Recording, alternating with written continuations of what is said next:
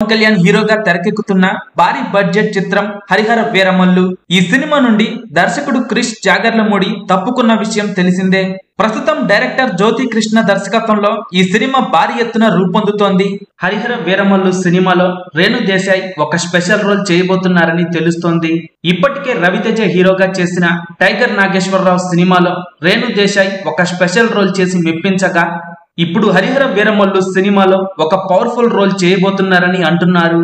Renu Desai role Harihara Veeramallu సినిమాకు main highlight గా నిలుస్తుందని టాక్ నడుస్తోంది. అయితే తాజాగా ఈ సినిమా షూటింగ్ పై క్లారిటీ వచ్చింది. ఈ సినిమా షూటింగ్ వచ్చే నెలలో 3వ వారంలో స్టార్ట్ కాబోతోందని తెలుస్తోంది. దీనికి సంబంధించి పవన్ కళ్యాణ్ నుంచి గ్రీన్ సిగ్నల్ వచ్చిందని, వారానికి 2 రోజుల చొప్పున పవన్ కళ్యాణ్ డేట్స్ ఇచ్చారని తెలుస్తోంది. కాగా ఈ ఏడాది చివరిలో ఈ సినిమా పార్ట్ 1 ను రిలీజ్ చేసే విధంగా మేకర్స్ ప్లాన్ చేస్తున్నారు.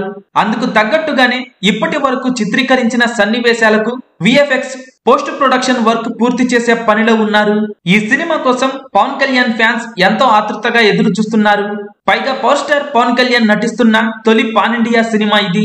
ప్రస్తుతం పవన్ కళ్యాణ్ ఓజీ, ఉస్తాద్ భగత్ సింగ్ వంటి సినిమాలను కూడా లైన్ లో ఉంచారు. అయినప్పటికీ తన కాల్ షీట్స్ ను ముందుగా హరిహర వీరమల్లు సినిమాకే కేటాయించబోతున్నారు. హరిహర వీరమల్లు సినిమాలో పులితో ఒక యాక్షన్ సీక్వెన్స్ కూడా ఉండబోతోందని, ఇది సినిమాకే మెయిన్ హైలైట్ అని అంటున్నారు. పీరియాడిక్ యాక్షన్ డ్రామాగా తెరకెక్కుతున్న ఈ సినిమాకు సంబంధించి Pawan Kalyan episodes major part అయితే పూర్తయింది. మరో 20 నుండి 25 రోజులు కేటాయిస్తే షూటింగ్ మొత్తం పూర్తయిపోతోంది. ప్రస్తుతం పవన్ కళ్యాణ్ కు ఉన్న బిజీ షెడ్యూల్ ని దృష్టిలో పెట్టుకొని షూటింగ్ ప్రణాళికను సిద్ధం చేస్తున్నారు. ఎట్టి పరిస్థితుల్లో డిసెంబర్ చివరి నాటికి ఈ సినిమాను విడుదల చేసేందుకు ప్రయత్నిస్తున్నామంటూ ఈ సినిమా నిర్మాత ఏఎం రత్నం చెప్పుకొచ్చారు. మరోవైపు ఈ సినిమాకు సంబంధించి పోస్ట్ ప్రొడక్షన్ పనులు కూడా జరుగుతూనే ఉన్నాయి.